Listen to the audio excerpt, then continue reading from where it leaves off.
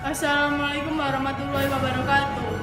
Dumateng Bapak Kepala Sekolah, dumateng Bapak lan Ibu Guru, lan dumateng rencang sedaya ingkang kula tresnani. Hadirin ingkang kula tresnani, monggo kita sesarengan junjungake puja lan puji syukur marang Gusti Allah amargi sampun maringi berkah lan karunia.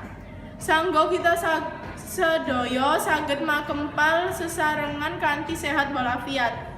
Hadirin ingkang kula tresnani, kaping pisan ingkang kita sedaya perlu sadari lingkungan kuwi panggenan kangge kita sedaya nggantungake urip umat manungsa.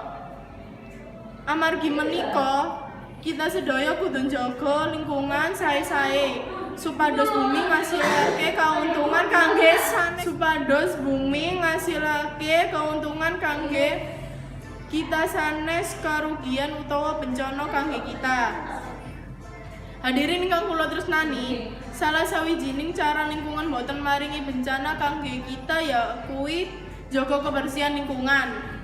Tegesipun kebersihan lingkungan ingkang salerese kuwi lingkungan kang layak kangge dipanggon manungsa lan kesehatan manungsa saged terjaga.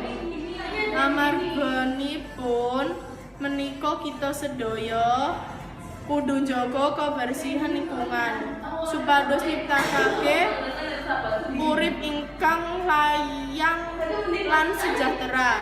Jaga kebersihan lingkungan ya kuwi cara kang becik kangge nyegah penyakit-penyakit ingkang ngintai ing musim udan kaya saniki. Jaga kebersihan lingkungan saged diwiwiti saking ngresiki sekolah kita tresnani. SMP Al-Falah Salam Sidoarjo menawi sekolah kita resik tiyang sanesipun boten sungkan kangge nyontoh kebiasaan becik kita sedaya kangge ngresiki sekolah kita iki. Dampak positif ya kuwi kegiatan belajar mengajar dados nyaman amargi lingkungane resik. Cekap semanten ingkang kula aturaken, mbok bilih wonten klentho-klentunipun kula nyuwun pangapunten. Wassalamualaikum warahmatullahi wabarakatuh.